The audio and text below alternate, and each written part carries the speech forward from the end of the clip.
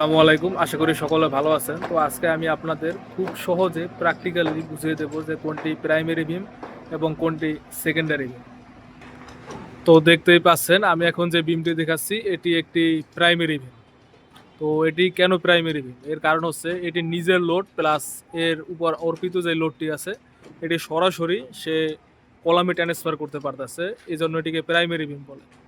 অন্যদিকে এখন যে বিমটি দেখতে পাচ্ছেন এই যে বিমটি এটি হলো একটি সেকেন্ডারি বিম। তো এটি সেকেন্ডারি বিম বলার কারণ হচ্ছে যে এটি সরাসরি নিজের লোড প্লাস এর উপর যে অর্পিত লোডটি আছে এটি সরাসরি কলামে ট্রান্সফার করতে পারে না। এটি ট্রান্সফার করার জন্য যে প্রাইমারি বিম আছে এটি সাহায্য নিতে হয়, সেজন্য এটিকে সেকেন্ডারি বিম বলে।